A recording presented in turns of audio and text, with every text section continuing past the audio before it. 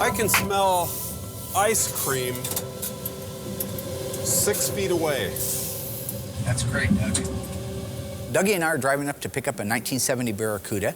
Now, in my tow truck, I just bought us a brand new tow truck. We had a DVD installed. Dougie and I grew up on horror films. All right, we love the old Frankenstein, Universal Studios stuff, Dracula, Wolfman, even Abbott and Costello. I got one of those DVDs, Meet Frankenstein. And we're having a good time. We take off, got a nice fresh cup of coffee. Everything is fine until Dougie starts being Dougie. We're watching Night of the Living Dead. Let me be clear. Dougie has seen Night of the Living Dead 1,000 times.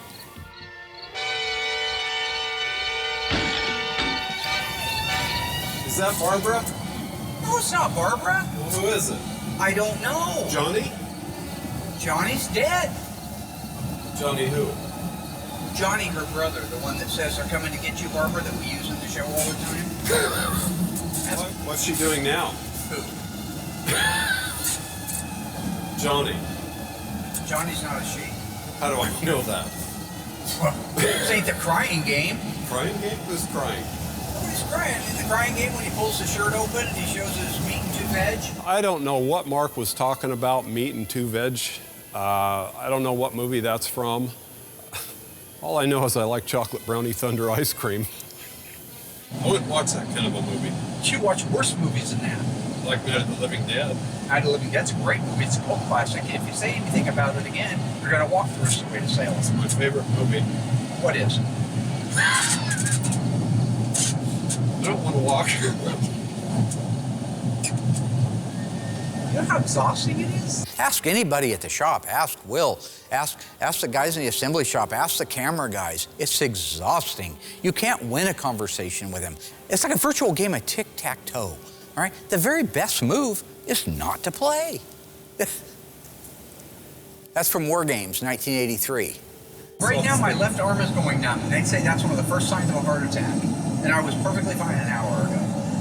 I need to check my cholesterol. You know, one of these days I'm just gonna vapor lock right behind the wheel of the truck. We're all gonna die. I'm gonna have a heart attack. It's gonna give out because the blood pressure's through the ceiling. All right? Maybe that'll make him happy.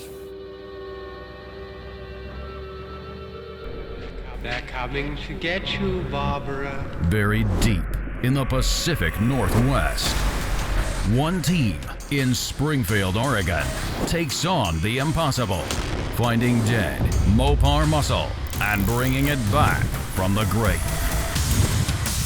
Award-winning Master of Mopar, Mark Warman, his cousin Doug, his daughter Alyssa, his best friend Royal, his painter Will, and the rest of the GYC ghouls are restoring, resurrecting,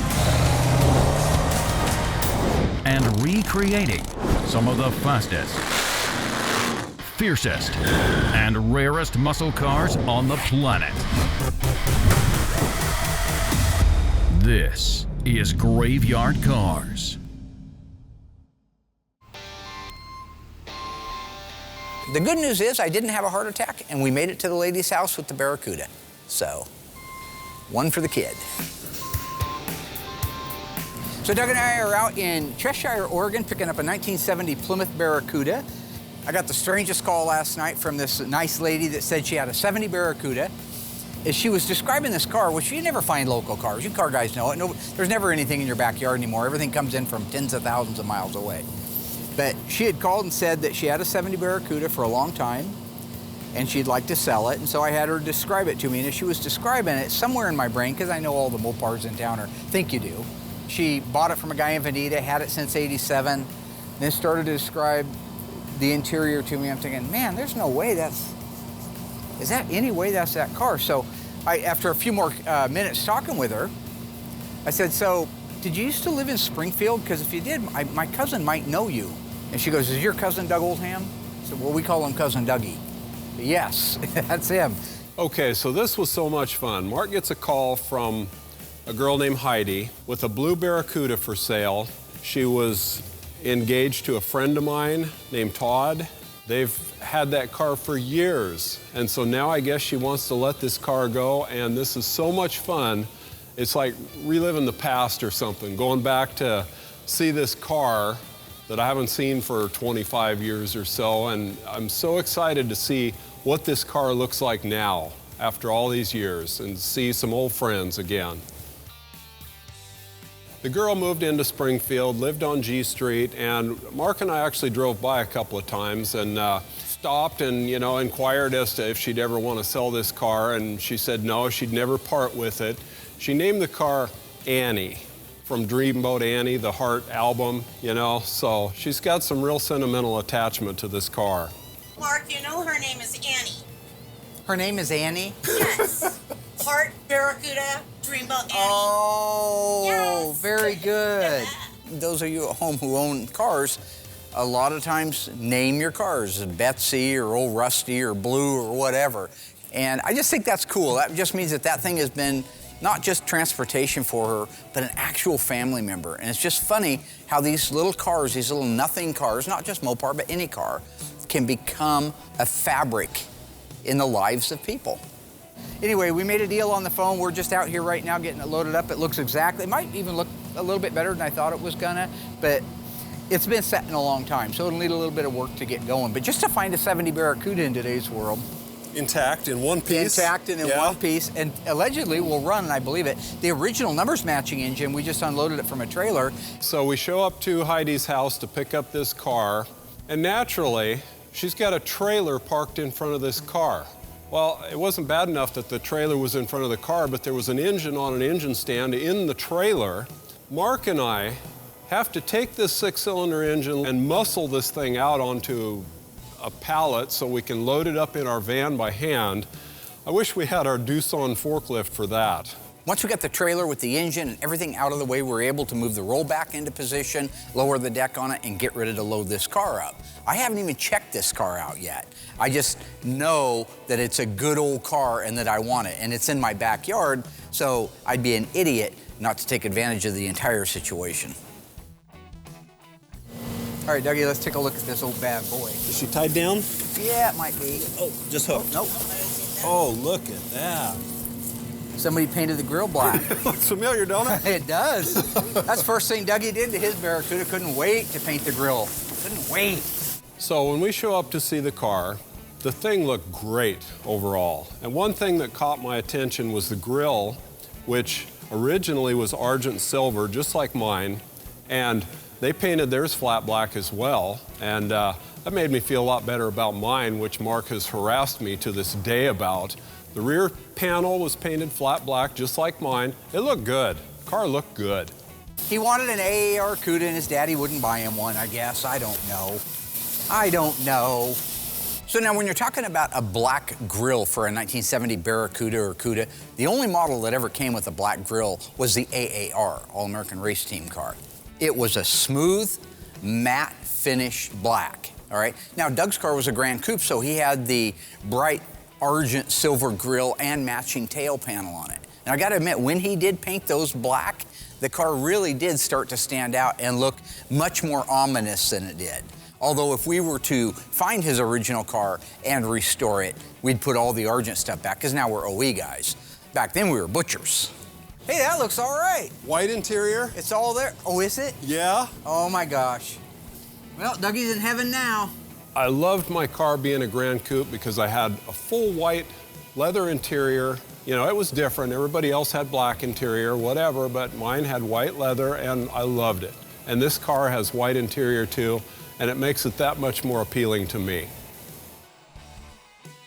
I'm really excited to buy this car because it's so close. We know the car, we know the history on it, we know the people, and it's a unique little car with a slant 6 like that, a kind of a plain hamburger sleeper car. I just think it's awesome that we're in a position that we can go out, find cars like this, and buy them.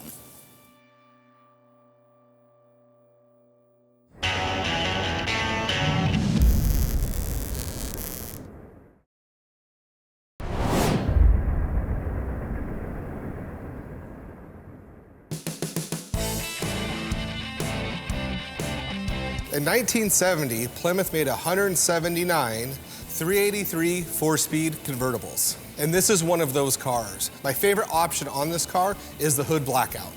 Sorry, Will, that's actually V21. Victor 21 is the correct sales code for that. And it's not called hood blackout. It's called performance hood treatment. All right? You know, you're swinging a big one out there like you're the man. If you ain't the man, everybody want to be the man. Nobody want to be the man. Now, why don't you ask those questions? So when it comes to doing the blackout or the stripe, I love doing these because they really offset the car. They break up. This car in particular is orange, engine's orange, so that hood stripe's really gonna offset nicely, especially with the black top. With that being said, there's two ways to do this. We have the graveyard out there, which is a great reference. At this point, I'm able to take an original hood, bring it inside, and get my measurements. So the first thing we do is I want to get the measurement that's right here to this leading edge, which is about 7/8 from there to there. And I want to see if they did the same thing on the other side, which they didn't. They did this side at 3/4. The factory didn't do them perfect. Do you want to match it to the factory or do you want to make it perfect? I think it's cool to do it to factory, but Mark would much rather have them perfect. So even though this is off a little bit, we'll clean it up when we go in there to actually do it. See, this is what you call a preemptive strike on old Magic Hat's part, right? He finds a factory hood that has the V21 performance treatment on it. It's as close to perfect as humanly possible. It actually, I've looked at a lot of those, and they're almost perfect, all right? But play it down. Oh, these aren't perfect. So don't expect perfect out of me if the factory couldn't get perfect. That way, when his is all off and wonky and the stripes are all over the place and he's destroyed the looks of the car, he can blame the factory hood for it. That's a preemptive strike. I've seen this movie before, all right? Now, when it does kill the entire looks of the car, and the car's dead, I gotta explain that to the customer. And Will's gonna go back and say, roll the tape again. No, let me tell you something. My training is as a painter and not a coroner, all right? Now that's Gerald Olin from 1408 Sam Jackson. My training is as a manager, not a coroner. Says that to John Cusack. Mike Inslin. What is it again, the question? We got our measurements. I've written them all down exactly how they're on the hood, the original hood. So we're gonna lay them out on this. They're off a little bit on the original hood, so we may make some adjustments as we go. Now what he's doing there is he wants a parade, all right? He's like, well, look at me, I got everything perfect. It's right down to the, this is some angle to get a parade. Remember Kelly Robinson in I Spy? Kelly Robinson, Eddie Murphy's character? He wanted a parade. Kelly Robinson wanted a parade, right?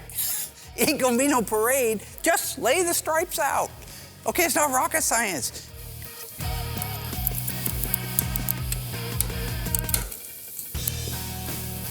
I Spy is where Gondars come from.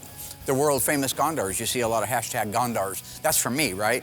I'll be in the shop just walking through and I'll say, Gondars! Gondar! You're a real player, Mr. Gondars. Hold me close, a tiny dancer. Right, Tiny? You know, Mark really shouldn't be picking on me when it comes to laying these stripes out. He used to do all the stripes because if they're off a hair, they stand out so noticeable that I wanted no part of them. But I've been doing it for so long now. I love the detail process of it. He knows I'm a good painter. He knows there's no reason to pick on me at all. And I execute doing these stripes to perfection every time. In the past, there's never been anybody that can lay out stripes like I can. Now that is an absolute untruth. If your rectal smoke detector is going off at home, folks, that's because Will's blowing smoke up your ass. I had a guy working for me years ago that did a beautiful job laying out the stripes. In fact, it was the very first season, which you can watch over on our YouTube channel. Bunsen burners, nice little earners. Not the point. Point being, he did a gorgeous job. It's the FC7 Inviolate 70 Roadrunner. There was a 2-owner car that we did for the guy that I actually ended up buying Emma's Super Bee from. Okay, so if you go back to then, if you watch him lay those out, they're absolutely beautiful. The only problem with that guy was he was always jacked up on tuna, right? He had some kind of obsession with tuna. So he's always eating it out of a can, because he wanted to be bodybuilder, you know, fruity pie guy, and he always eating a tuna, eating protein, low fat, whatever, right? But all he did was he worked his biceps. He didn't even work his neck or anything else. He had kind of a wide chest, and he worked his bicep, and all of a sudden, like a super bodybuilder. He looked like Big Dog from Looney Tunes, if you watch that. You know, there is no do-over when you do these stripes. It's not like when you're doing a decal. If you don't like the way it lays out, you can just peel it off and start over. When it comes to painting them, you got one shot.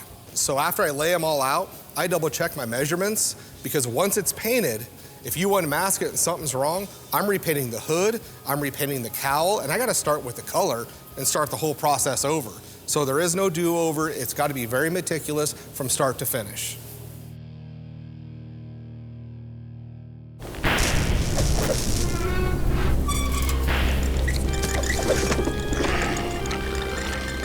In a previous season of Graveyard Cars, this beautiful 1970 Dodge Charger in my favorite color, FK5 Burnt Orange, factory 426 Hemi 4-speed car was restored to perfection. How many 70 Dodge Chargers with a 426 Hemi and a manual 4-speed transmission were built? Is it 16, 26, 56? If you remember or you think you know the answer, stay tuned right after the break. I'll let you know how you did.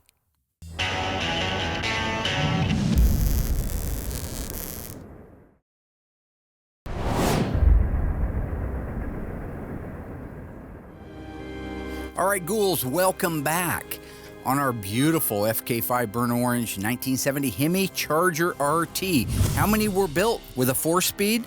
If you said 56, that is exactly right. Good job. You paid attention, or you know your Mopars. And you also know this was probably one of my favorite cars of all time. The car I had when I was 16 years old was also FK5 Burnt Orange. Mine just happened to have a white top and no bumblebee stripe. This thing is a black vinyl top, white bumblebee stripe, bucket seat black interior, and to top it all off, all numbers matching. It also was one of the biggest reveals we've ever had in Graveyard Cars history. You know I can't say it enough. It's just really great to see the car just about all done. Real pretty.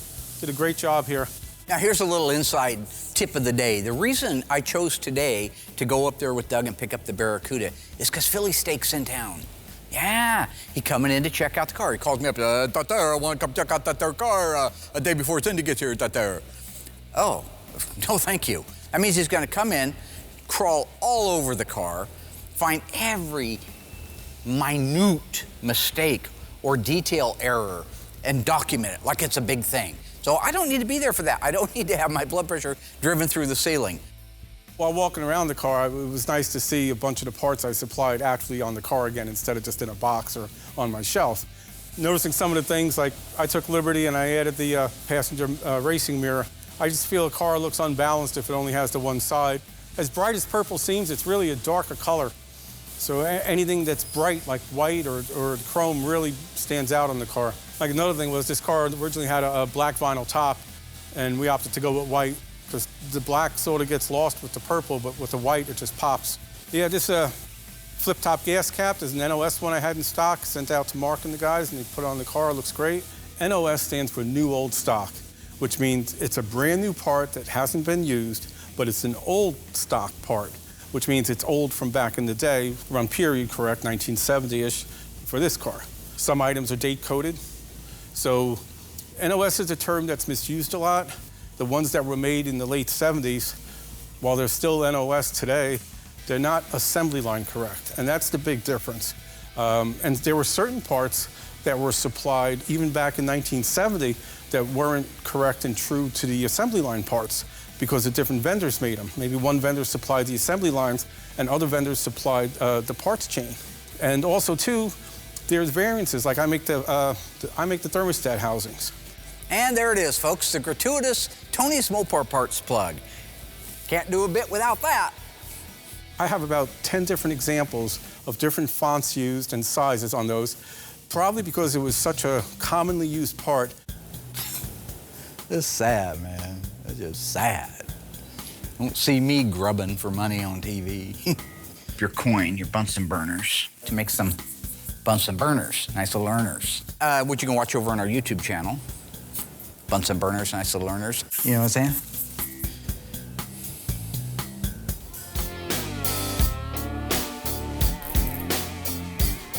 So to get those edges really nice, I use blue fine line. It's a plastic tape, and it's the last piece that I put on there. It lays around corners very well, which you need. It doesn't lift. And the most important thing is it is very flexible. So you don't want to pull it, because if you pull it, it'll kind of hourglass on you and make your stripes do this. So you can run that tape stripe all the way down to the edge of the hood, go right around the corner, pull just slightly. Lay that tape down, run your thumb along the back side of it so you got good adhesion. Go around any corners, make any pattern you want, and it'll do it without lifting. It gets kind of tricky because you get your outline done so you can see what you have. And then you have to go, okay, what goes black, what goes orange, what goes black. So what I do is I draw it out on a piece of paper, and everything that goes black I scribble in. And then I tape that piece of paper to the edge of the hood so I have a reference, because you do get kind of lost sometimes. So once I have one side done perfect, I'm able to duplicate that on the other side, and we're ready to go. Once all the taping is done, I grab my 36-inch paper off all the edges. Once the paper's all done, I cut a piece of plastic, covers the rest of the car from overspray, and then at this point, I'm ready to paint it.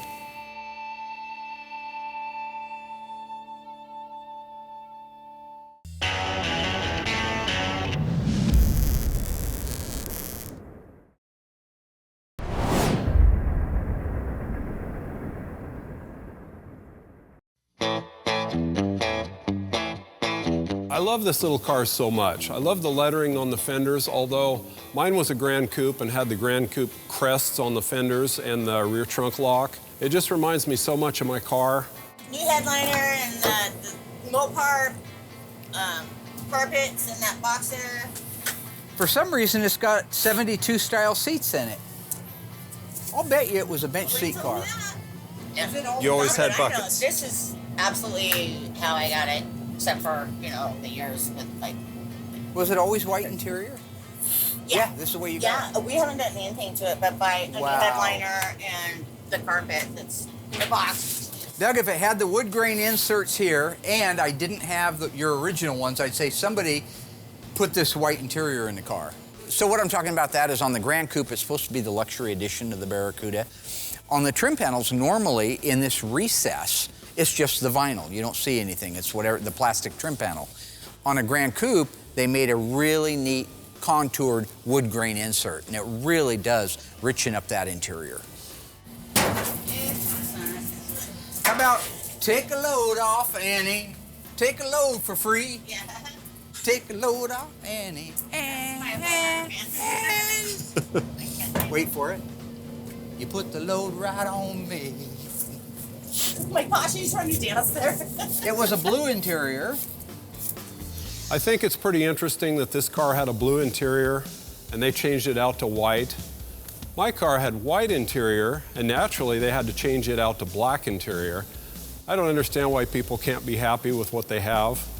Now, we talk a lot about how this little Barracuda is similar to Doug's. That's mostly because it is just a Barracuda and not a Cuda model, which you guys see a lot of on graveyard cars. It's got the flat hood, and so that immediately brings up that feeling of Doug's old car. But where Doug's car is considerably different than this car is on that fender tag. And I don't want to go down that rabbit hole too far, but his was a very unique car that I believe in my heart was one of one. It was a 318. It was a 4-speed. FY1 lemon twist yellow, right? White leather bucket seat interior, overhead console. Yeah, my car had a lot of options. I guess I didn't appreciate it the way I would now. It did not have a vinyl top. That's why it's FY1 up higher. It was AM 8-track, light group car. This thing was loaded, and it was a Y14, meaning somebody actually ordered that car. So to me, in my mind, that very likely was a one-of-one car. And the truth is, I actually know where that car is.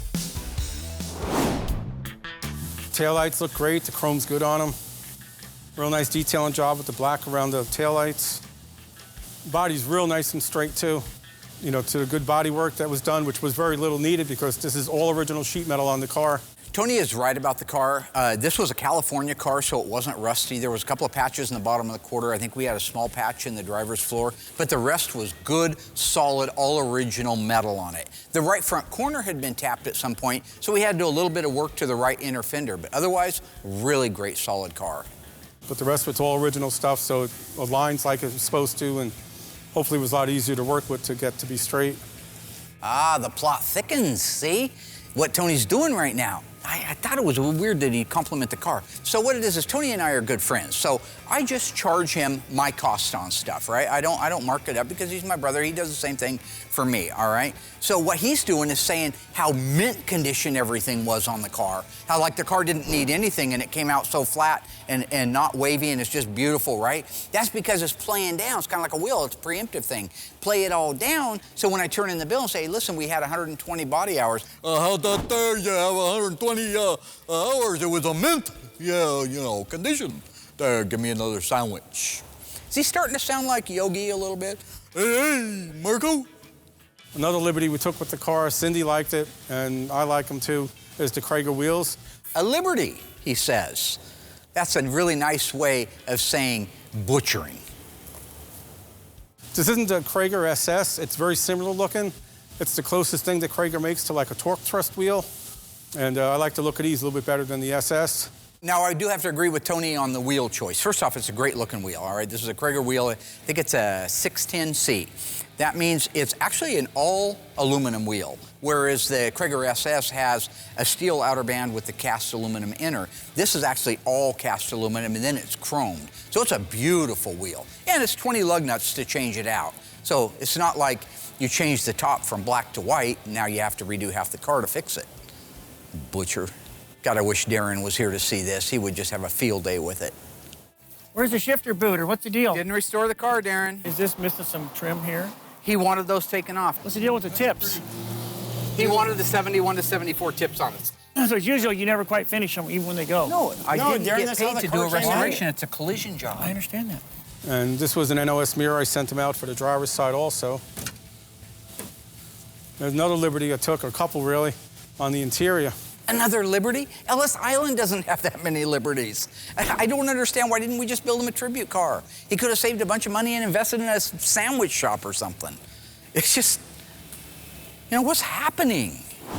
It was a bucket seat car with a 6-way seat, which is nice, but there's nothing more comfortable than a bench seat in an E-body.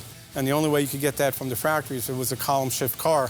Well, the column shift car is somewhat boring, you could say, and we changed interior color to white instead of black for the same reason that I mentioned prior, for just the white just stands out so much nicer.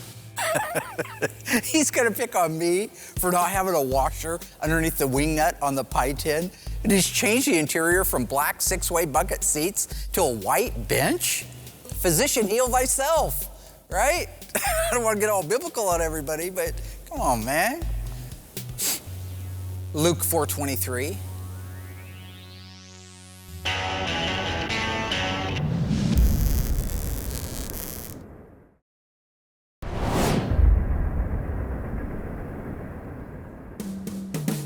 Most of the time when you're sitting in an E-body, you feel like you're in a hole and like you're a little guy looking behind the steering wheel. With the bench seat, you sit so much taller. You have much better vision and view. I also added the tough wheel on the car. Oh, a tough wheel. A tough wheel. Good call. Mind if I just check the sales option code book real quick here? S84, S84. I don't see the S84 option in a 1970 E-body. That is so weird. The tough wheel is actually a smaller diameter than the standard wheel, so it makes the steering ratio seem quicker. The instrument cluster is beautiful on this. Instrument Specialties did a real nice job. We stayed with the black headliner instead of white, just for cleaning purposes, and very happy to see it done and very happy to see the progress. Long time waiting. Here we go again with another liberty I took. Another liberty. It was originally a black body side molding car, and we opted to go with the white stripe. Again, it stands out. It just looks really good and ties all the white in together. Looking at the front of the car, the grille is just gorgeous.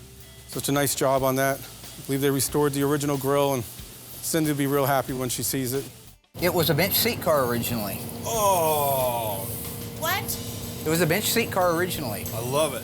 I think the bench seat is so intriguing to us now because all the cars we do are bucket seat console shift cars. Whether they even started life that way, that's the way we see them now at the car shows. I think they look like a bucket seat from the front and from the back. It isn't until you look down and see that they're not actually separated that you realize it's a bench seat. 9/24, October 24th is when it was born, 1969. V5X, you know what it used to have on it? Those ugly body side moldings. You know, these body side moldings, the V5X, they were really popular. I understand that the point behind them was to save door dings on the side of the car, but it's ugly. So what would you rather have, a few door dings on the side of your car or this ugly molding that looks worse than any door ding in the world? If you look at our green car, the 70 Challenger RT SE that we did a few seasons ago, it had that, had got to put it back on. It's an original numbers matching car. Tony's car had it. He didn't opt to put it back on because he took a liberty to get rid of that. You know, this little Barracuda really didn't have any options on it. It was probably the cheapest car on the lot back in the day. No vinyl top, it had a bench seat, column shift, it was a slant 6. I mean, it really was a stripper car. Somebody must have found a 72 Cuda with a white interior and took the liberty, if you will, of installing it in that car. You see what I did there with the Liberty? It's a story arc. Okay, that's an arc. Saw it a lot in Seinfeld. Liberty.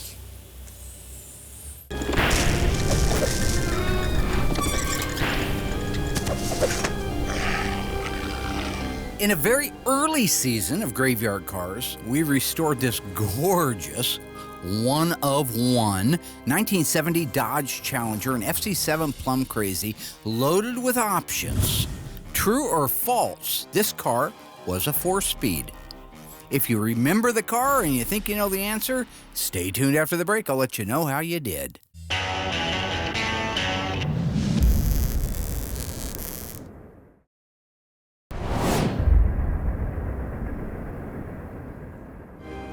All right, ghouls, welcome back. How did you do on that one? The question was, true or false? Our rare sunroof option 1970 Dodge Challenger was a factory 4-speed. If you said yes, you're wrong. That car was an automatic on the floor with console.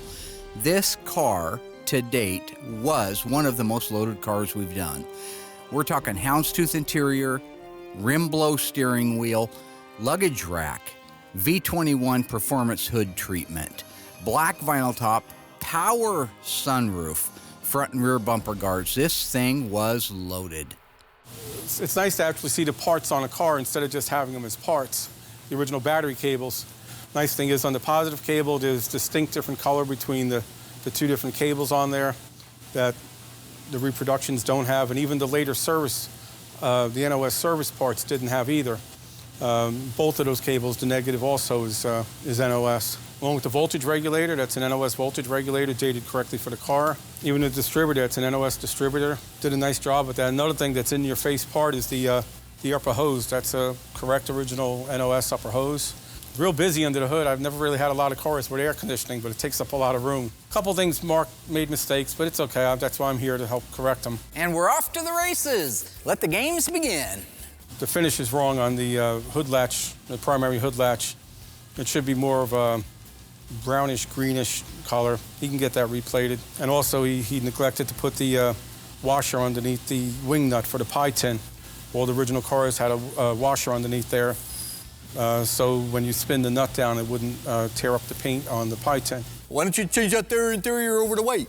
Why don't you put a white top instead of a black top? Let's add a white stripe to it. Let's put a right-hand mirror on it. It's gonna be fun. Don't forget that washer. It's a wee. It's a wee. That there is a wee. But still need a couple finishing things. Obviously, the wipers aren't on yet, and the seal on top of the cowl. But that's just a quick minute to get those assembled on the car. Real pretty looking, real nice. I'm happy to see it. And also, that's an NOS heater control valve. I had sent them out, and looks like it's working because it's holding pressure. Wiper motor also. That was a new old stock wiper motor I had. A lot of these parts I just keep in case it ever comes to the point where I need them for a car. Then if the opportunity arises, like this car did, I wanted to put the right stuff on it. Not that Cindy will care when she's driving it, but I care, and they bother me, so that's why I do it. Yeah, I've got to ask Tony D'Agostino, the sandwich man, if those wheels are supposed to be blue like that. Now, what I'm talking about is a standard issue wheel. So if you didn't option any other wheels on this car, you would have got a wheel painted body color with a little poverty cap in the middle of it. In this case, We have a wheel that appears to be painted body color from the factory, but it has a full wheel cover on it. I think somebody found those and put it on. That's just what I wanted to confirm with Tony. I think originally it had the dog dish center cap, which I think is a really neat looking wheel. That's the original carpet in there. Somebody took apart a 15 years? 72 Barracuda. I've owned it since 87. Yeah? I don't know. Due to the math, I've owned it 30. See, there's the original door armrest pad. I love it. I do too. Oh, man. All right, so I think we ought to load this thing up. I ought to give her some money, and we ought to get her loaded up. What do you think? I still think it's great to be able to do, after all these years, what we did as kids. We don't see eye to eye all the time, but we get along and we enjoy working on these cars again after all these years. I think we are so lucky.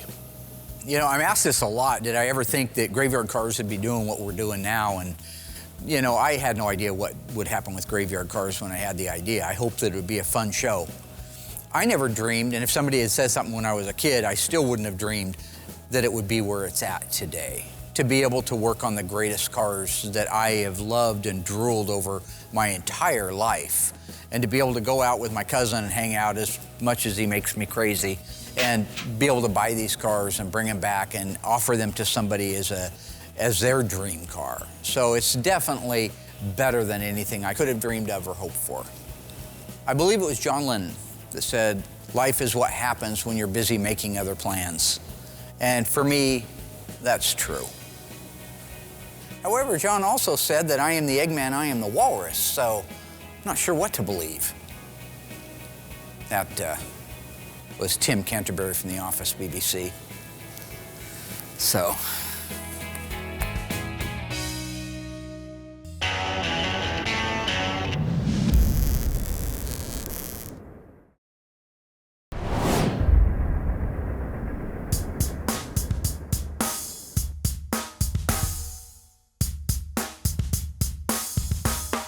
When we finished loading up the Barracuda, I called back to Will and just asked if Sandwich Man was still around. He said he was still there, and I'm quoting Will now, crawling up its ass with a flashlight, unquote. So I'm gonna borrow a branch from the Supertramp tree and take the long way home. You know what I'm saying? Well, it's nice to see the car done, or very, very close to being done. There's a couple of little things that still need to be assembled on the car, like the support bracket from the lower radius support to the K-frame. One of the liberties I took with the car was putting a fast ratio steering in it.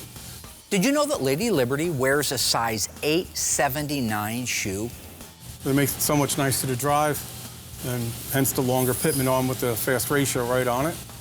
Beautiful exhaust system, that's from ECS, and I think this is the only one that Mark said that they actually welded the resonators right to the head pipes, which was the way how the factory did it. It was welded together as one piece. Real nice overspray on the underbody of the car to duplicate the factory on top of the gray prime. It just really blew under from the outsides of the car randomly, whatever got from the outside of the car when they were painting it on the assembly line. One of the things I had them do on this car was, this wasn't an undercoat car. This car didn't have any factory undercoating. It was a California car. It was assembled in Los Angeles plant. So because it didn't have undercoating, the way how these cars were built, the body of the car went through a big vat. And on original cars, you can see the line where that stopped, around midway up through the kick panels. So on this car, I wanted it to be like that. So I was really busting Will's chops when he was painting it, sending him pictures of how it should be in original cars and one of my restored cars.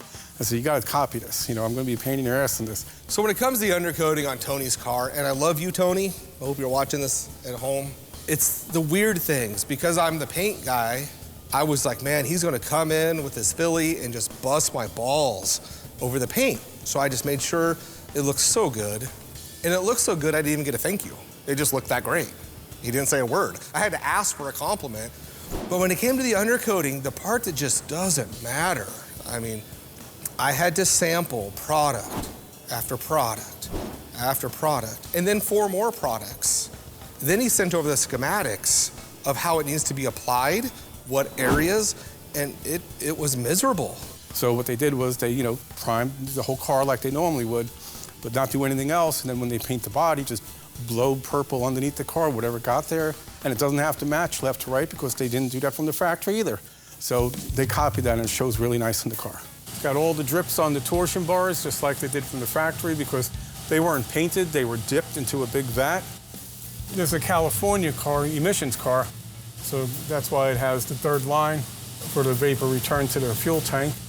Actually, Rain Man, that is not a vapor return line, okay? The vapor return line was used in 1968 to 1972 on all 440 and 426 Hemis with 3/8 main fuel line and a 1/4-inch vapor return line. What he's talking about is an N95 evaporative emission. So, oh snap! You know, coming all at me and stuff. That's crazy, man. Lost his damn mind. Yeah. Here's the resonators that are welded on. Actually, the weld job that was done duplicates the factory. And these are very nice resonators licensed by Chrysler with the Pentastar and all the markings on them. And if you notice these rear lower shock plates, they drop the shock down a little bit more than every other car except for 70E body and 70C body. I don't know why the reasoning of it was, but I know it's specific to this car. Another liberty we took with the car was... Hey, did you know that France gave us the Statue of Liberty originally? That's damn nice of them. That's 2 gifts, right? Statue of Liberty, Lady of Liberty, and a French fry. We added a factory rear sway bar that wasn't available on the 440 or Hemi cars, but came on the 340 and 383 cars, starting sometime after the AARs and TAs were built. And it really helps the car just drive that much nicer with the rear sway bar. And it just, between that and the fast ratio steering box, you know, in the modern radios, it'll feel more like a modern car driving down the road instead of a 50-year-old Wanderer. These are what they call Q clamps, where most muffler clamps or exhaust clamps have 2 studs sticking down with 2 nuts on them, and that's fine, except for when you're trying to line up an exhaust tip. You know, you're having 2 hands holding on the clamp, you can't center the exhaust tip to be exactly where it should be. And it's really critical on the E-bodies because they have to fit into the rear valance. It's a 1-bolt deal, so you would hold the exhaust tip with one hand and use the other hand to tighten up the bolt. Okay, so we got the whole entire car masked up, ready to go. It's all scuffed, sanded, everything looks really good. I'm gonna tack it off, make sure, because you can't cut and buff flat. So the way it comes out is the way it comes out. So we're gonna spray it, everything looks good. It'll sit in here overnight, then I'll kick it back to assembly, and I'm done with this car. So when it comes to cutting and buffing, especially, I mean, we do it on all the cars. It takes care of, you know, any dirt nibs, imperfections. Honestly, I mean, very seldomly will I have a run. It does happen, but you know, you just do all the paintwork cleanup in the cut and buff on a car that's either single stage or base coat, clear coat. When it comes to doing flat black or any matte finish, it's a little more tedious because the way it comes out is how it comes out. You can't have dirt, you can't have a run, because if you sand it, it's all, and then buff it, it's going to be shiny. So you got one shot to do the flat black, tack and blow it, wax and grease it, blow the booth out, blow yourself out. You walk out of the booth and you're done. And it's got to look that way. The stripe process went really well.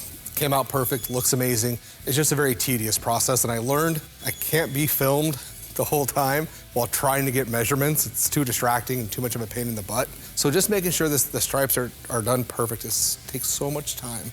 But they look amazing. Got it over here for Justin to assemble, and we can walk away from this car at this point.